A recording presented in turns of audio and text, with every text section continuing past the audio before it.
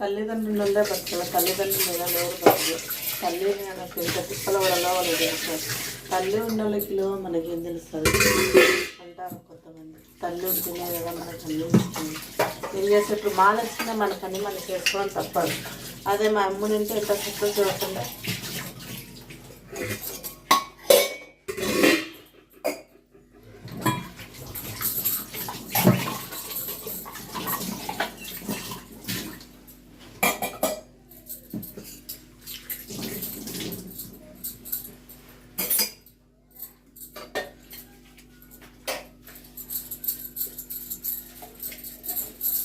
చిన్నగా ఉన్నప్పుడు